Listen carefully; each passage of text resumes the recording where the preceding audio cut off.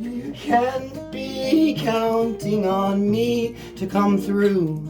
You can't be counting on me to just jump through your hula.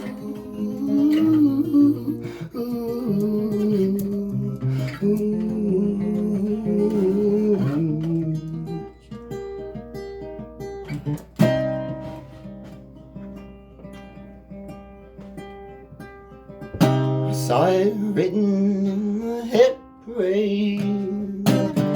Another hidden evil sees the day. Now they shake hands like they're well behaved. Did they tell you what the Bible say? Can't keep me coming back for more unless you're feeling it for sure.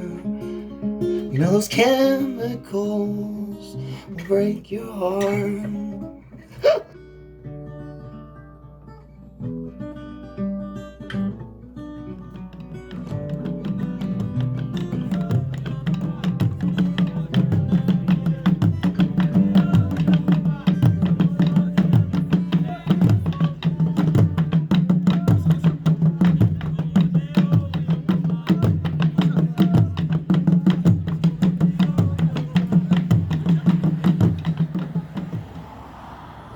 On bended knee is no way to be free.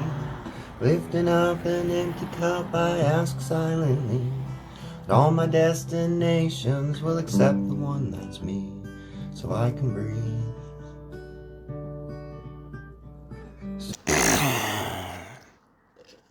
Anyway, I was going to show you, I spilled my gas station coffee, my 7-Eleven coffee. That's why I'm so sad.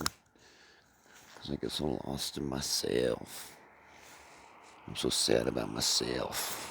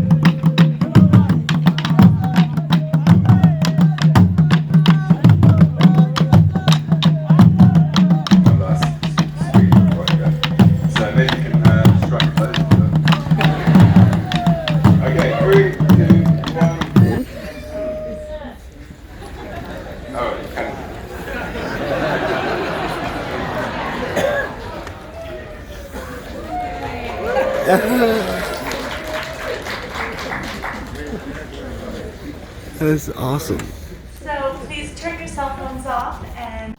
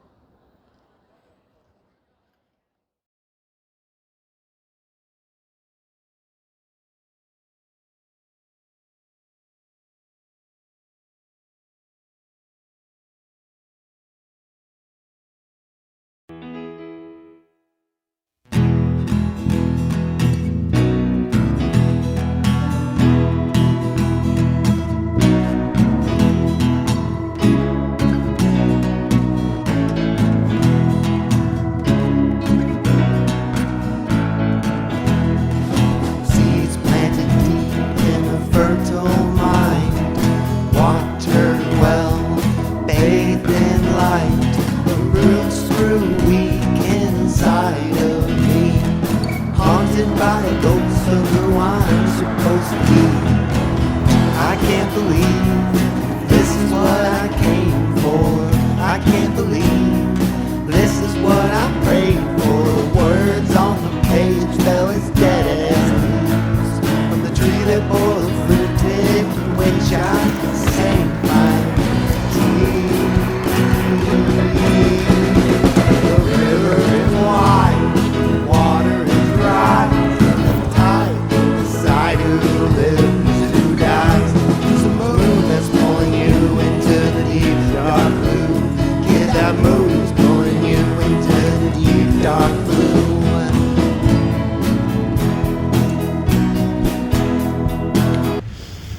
I think I've established that cars are ugly, because that is such a bad, but that's so beautiful.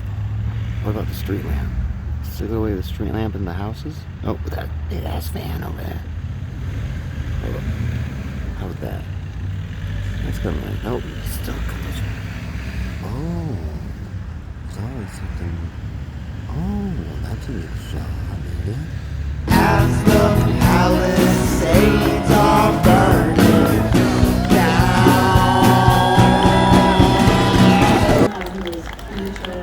Is every midnight programmer's dream.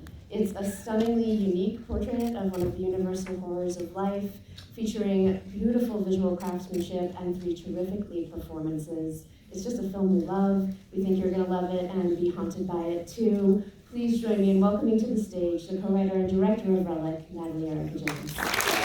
Yeah! Wow! Hi everyone, thank you so much for being here. I'll keep this really short. I just wanted to thank Sundance so much for programming my first feature. It really means so much, and I can't thank you enough. I've been really lucky in having an incredible team around me. Agbo Films, Screen Australia, Film Victoria, Carver Films, and 9 Stories, and everyone behind the scenes and on screen as well. I just want to thank each and every one of you. We're going to have a Q&A afterwards, so please stick around for a chat. And my parents are here from Australia. Whoa! Yay! Which is so nice. Yeah, and they always wanted me to be a lawyer, so please. Oh. Oh. Thank you. Thank you.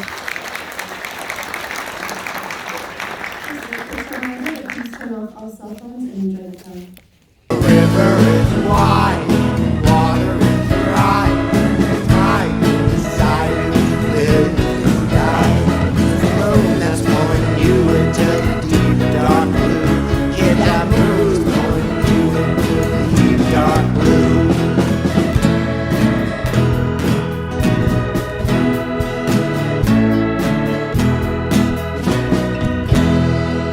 Entertained I've been by shadows dancing, ordained I've been by their opinions. Do I make up my mind, or does my mind make me? Now I'm hunting a ghost that's been haunting me, and I can't believe this is where I landed. I can't believe I'm still. And that's what we're seeing in the film here. And I thought that this was an interesting perspective to explore, and I thought it was a worthwhile film to make. I didn't want to make a true crime film that focused on a perpetrator again. My original premise for the film was about a portrait of Peter Madsen, but that didn't become the most interesting or important thing to convey and communicate to the rest of the world. It became about these guys. This is a very vulnerable group that is very overlooked.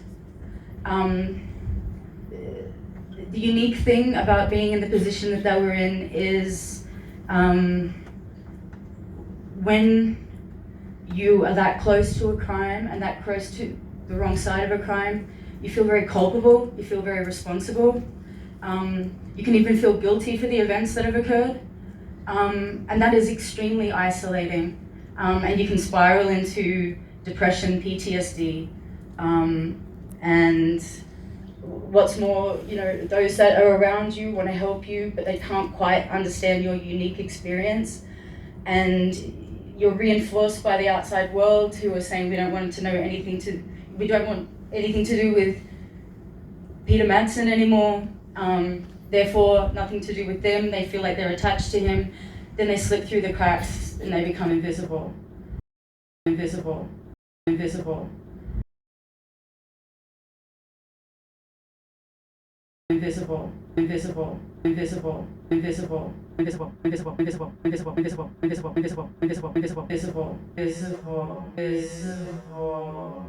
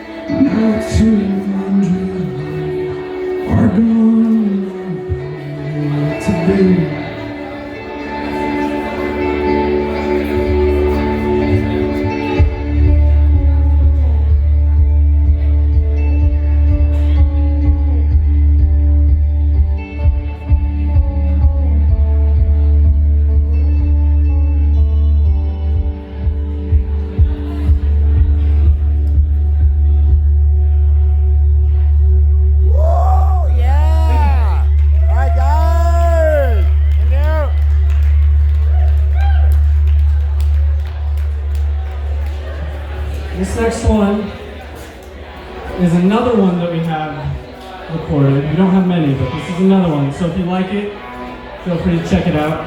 It's called The Deep End. We love it.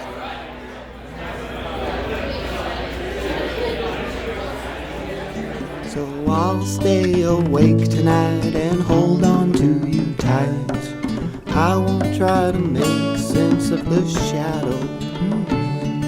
The pieces do not fit, nor the clock does it tick. But I won't try to resist or fight it. And we'll say hey to the day's morning sunrise. Goodbye to the night's lonesome moon.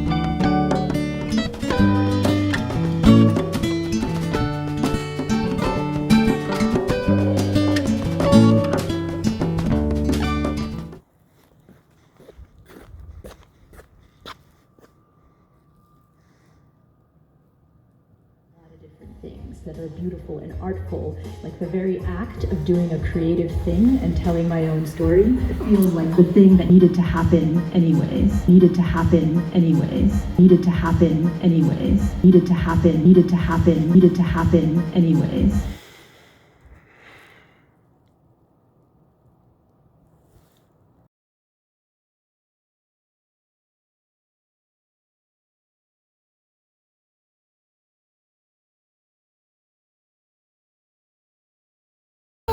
All I need is coffee. All I need is coffee now. And then nighttime rolls around. In a few hours, all I need is cocktail. By your side. Been there for quite some time. I think maybe we should talk about it. There's a damn dirty thing in this room. Does anybody see what I do? You're shaking like you're nervous, but you act like you don't notice. Staring right at you. Please,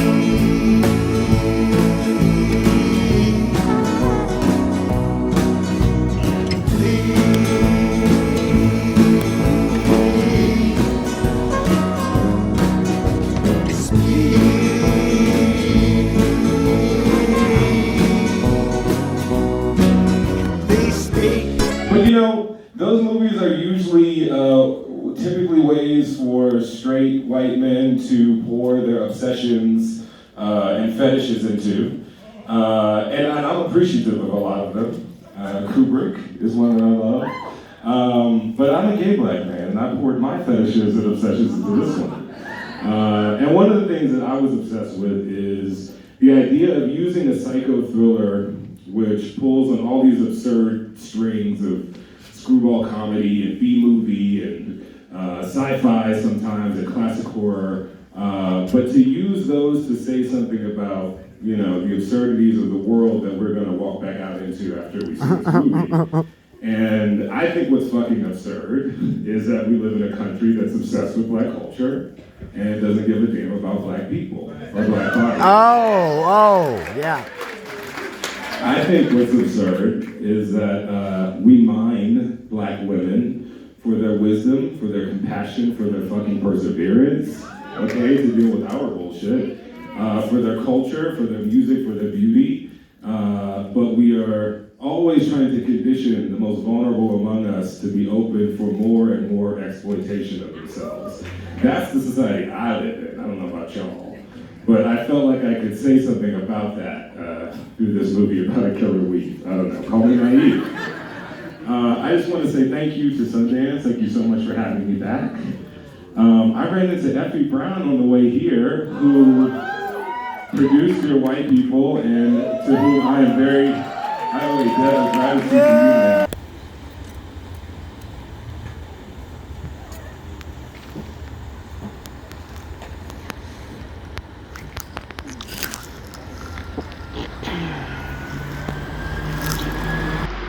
There's so much chemicals and dopamine going around in my brain right now. It's like, what's natural, what's like, I dropped my, what's too much caffeine or what? Wow. But now I'm sad. And I dropped my coffee, my gas station coffee. I don't have a lot of loves in my life. Gas station coffee. That's one of them. And I dropped it because I got lost in my own. Now I'm so sad. I thought about self-pity party. I got lost in my own shenanigans. I was trying to do this.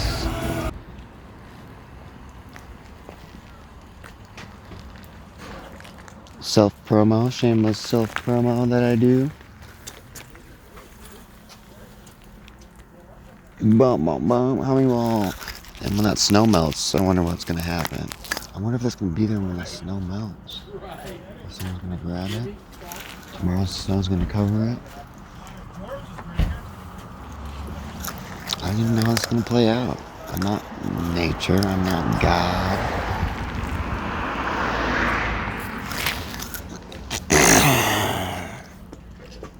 Anyway, I was gonna show you, I spilled my gas station coffee, my 7-Eleven coffee. That's why I'm so sad. Because I get so lost in myself. I'm so sad about myself.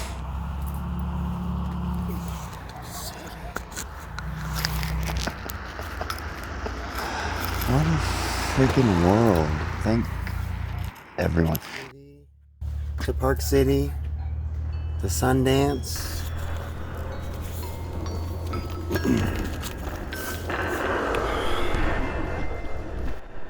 Oh, what a dream. This is crazy.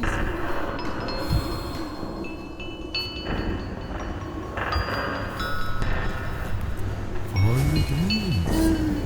As I learned when I believe. Sure.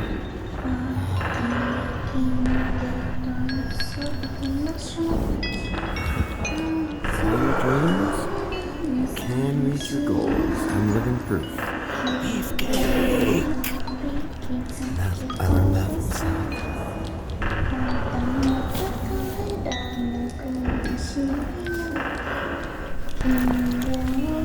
What a world.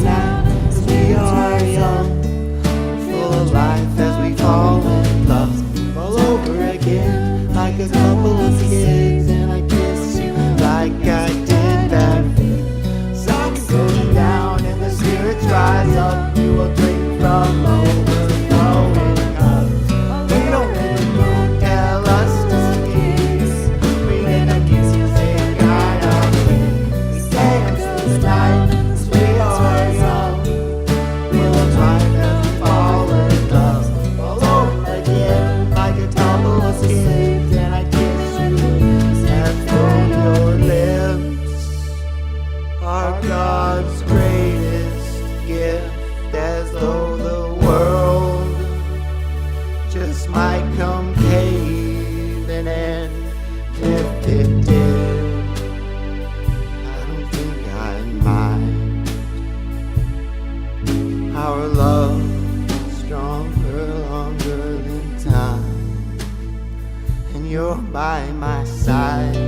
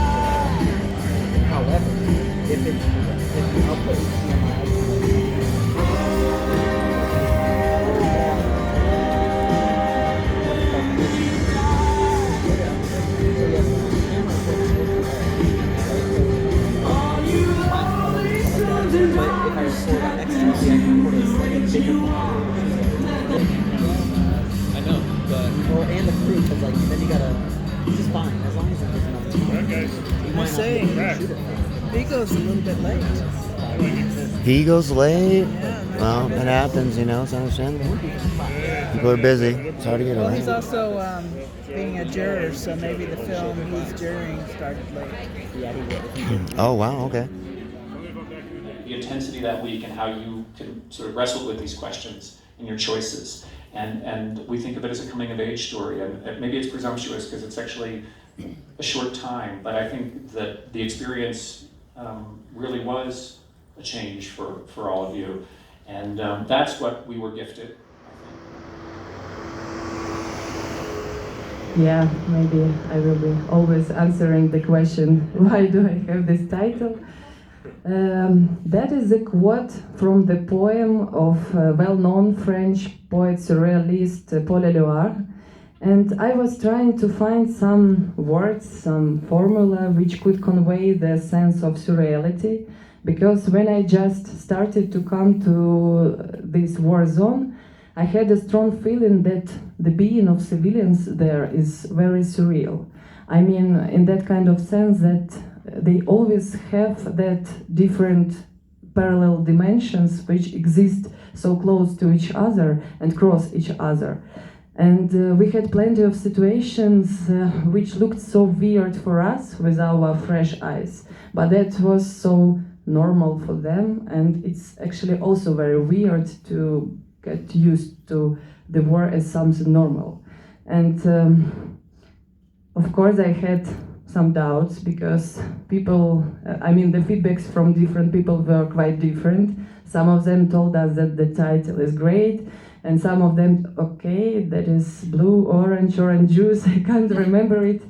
But then we had the workshop, and it was the moment when one of the producers asked different decision makers, and they asked to tell yes or no for the title, and everyone told yes, so I decided it will be yes too. We have time for one more question. I saw a hand back there before. Yes.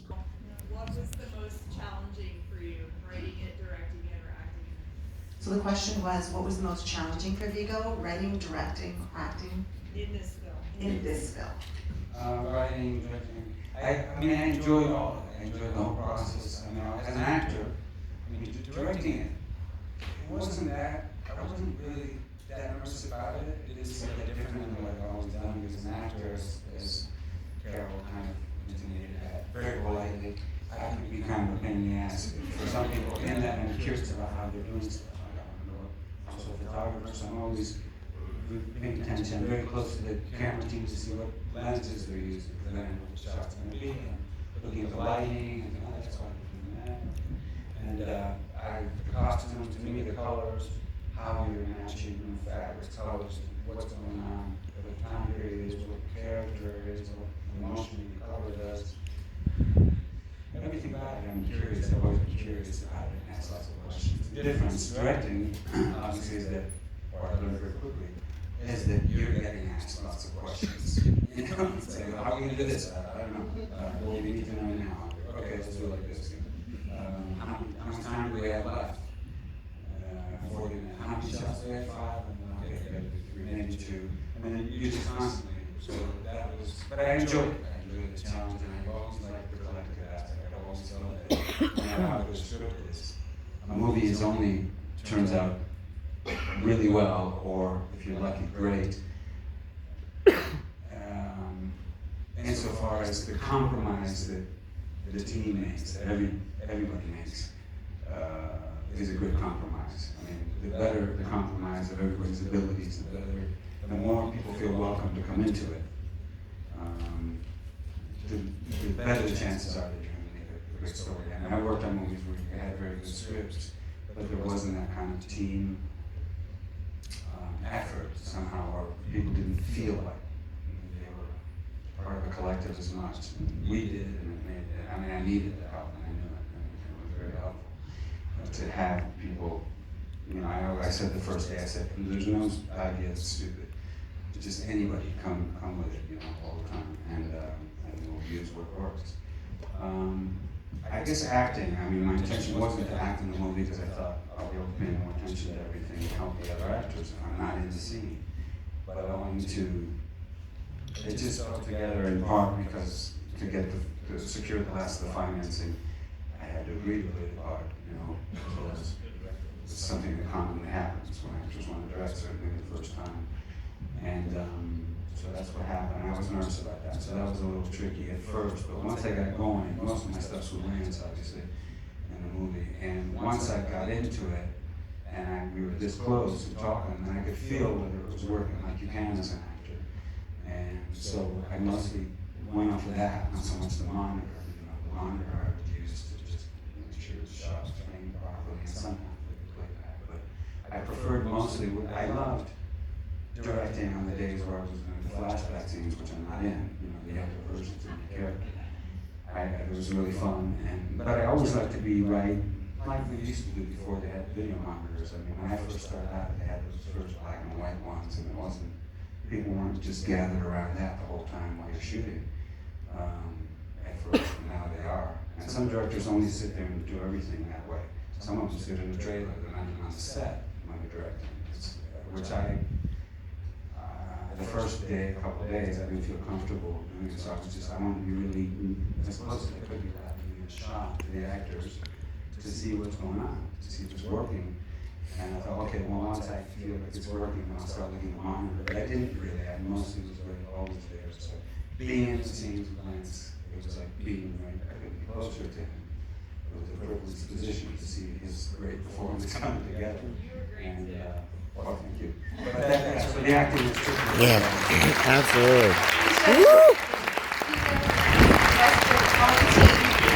Thank you all for staying so long.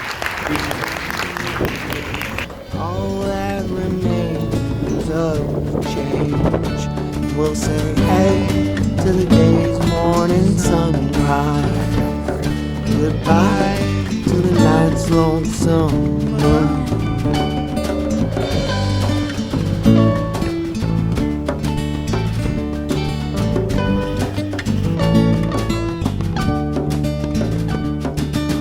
Days will fade as seasons change.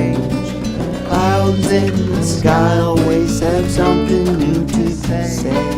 This too shall pass like the falling rain. It will all pass, it's all just falling away.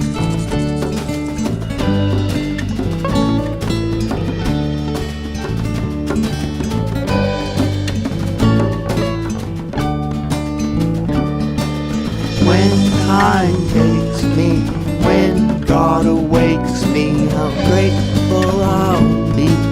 You were here with me to walk with me through this life. To say hey to the day's morning sunrise.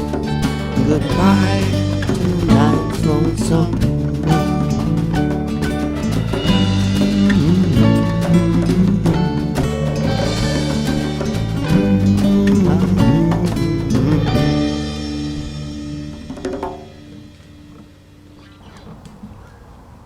Yeah. Yeah. All right. Okay. Yeah.